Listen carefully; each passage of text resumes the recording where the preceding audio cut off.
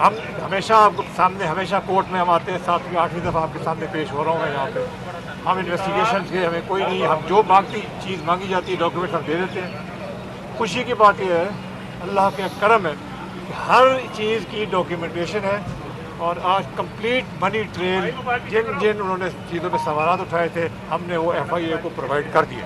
اب ایف آئی اے اس کو ویریفائی کر رہے ہیں بینکوں سے, اور ہم نے اپنی طرف سے مکمل منی ٹریل دے دیے.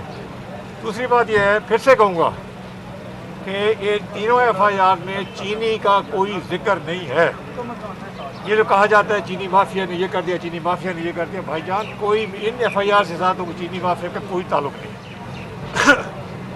اب آ جائیں ایک اور, آج جو کل رات کو میڈیا میں ایک بہت بڑی ہائپ کریٹ کر دی گئی ہے کہ خدا نہ خواستہ ہم لوگ پاکستان تحریک انصاف سے ہٹ رہے ہیں.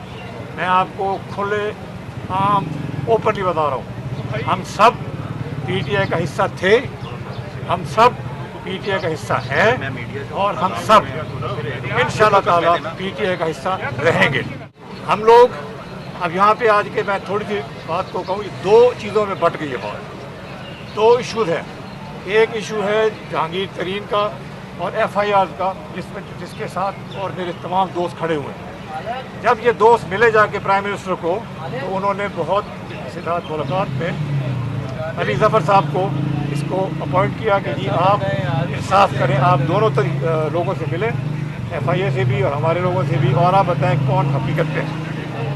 میں امید ہے کہ ہماری بڑی تفصیلی میٹنگیں ہوئی ہیں میرے وکیلوں کی ٹیم کی, علی ظفر صاحب کی, بڑے انہوں نے ٹائم دیا ہے. میں بڑا مجھے کہنا پڑتا ہے کہ انہوں نے بڑی محنت سے وہ سنی ہیں باتیں, اور مجھے امید ہے کہ ان کی رپورٹ جلد از جلد ان قریب منظر یہاں پہ آ جائے گی, یا کم از کم پرائم منسٹر کو چلی جائے گی, تاکہ یہ بات آگے چلے. یہ ہے میرا ایشو. مگر اس کے ساتھ اب دوسرا ایشو شروع ہو گیا.